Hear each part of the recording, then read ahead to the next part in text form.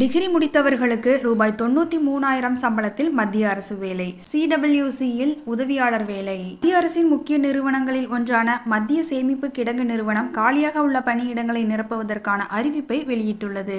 இது ஒரு மத்திய அரசு வேலையாகும். இந்தியா முழுவதும் பணிபுரியும் வகையில் மொத்தம் 22 காலி பணியிடங்கள் அறிவிக்கப்பட்டுள்ளன. இதற்கு தகுதியான நபர்களிடமிருந்து விண்ணப்பங்கள் வரவேற்கப்படுகின்றன. மத்திய சேமிப்பு கிடங்கு நிறுவனத்தில் 2 முக்கிய பதவிகளுக்கு ஆட்கள் தேர்வு செய்யப்பட உள்ளனர். முதல் பதவி ஜூனியர் பர்சனல் அசிஸ்டன்ட். காலியிடங்கள் 16. சம்பளம் மாதம் ரூபாய் 29,000 முதல் ரூபாய் 93,000 வரை.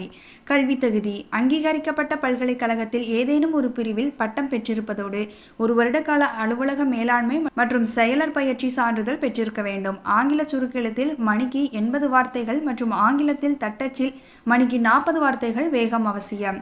இரண்டாவது பதவி ஜூனியர் எக்ஸிகியூட்டிவ். காலி பணியிடங்கள் 6. சம்பளம் மாதம் ரூபாய் 29,000 முதல் ரூபாய் 93,000 வரை.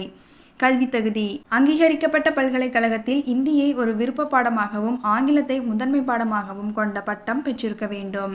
இந்த வேலைக்கு விண்ணப்பிக்க விரும்புபவர்கள் 18 வயது பூர்த்தி அடைந்தவராகவும் 28 வயதுக்கு மேற்படாதவராகவும் இருக்க வேண்டும். SC/ST பிரிவினருக்கு 5 ஆண்டுகள், OBC பிரிவினருக்கு 3 ஆண்டுகள் மற்றும் PWD பிரிவினருக்கு 10 முதல் 15 ஆண்டுகள் வரை வயது வரம்பில் தளர்வு உண்டு.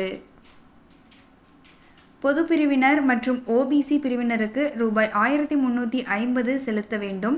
SC/ST PWBD முன்னாள் இராணுவத்தினர் மற்றும் பெண்கள் ரூபாய் 500 செலுத்தினால் போதுமானது. விண்ணப்ப செயல்முறை மற்றும் தேர்வு முறை குறித்த முக்கிய விவரங்கள் கீழே கொடுக்கப்பட்டுள்ளன. தேர்வு செய்யும் முறை: ஆன்லைன் தேர்வு, திறன் தேர்வு, சான்றிதழ் சரிபார்ப்பு. விண்ணப்பிக்க ஆரம்ப தேதி 17/10/2025. விண்ணப்பிக்க கடைசி தேதி 15/11/2025. விண்ணப்பதாரர்கள் www.cwceportal.com என்ற இணையதளம் மூலம் ஆன்லைனில் மட்டுமே விண்ணப்பிக்க வேண்டும். விண்ணப்பிக்கும் முன் அதிகாரப்பூர்வ அறிவிப்பில் உள்ள அனைத்து தகுதிகளையும் முழுமையாக சரிபார்த்து கொள்ளுமாறு கேட்டுக்கொள்ளப்படுகிறது.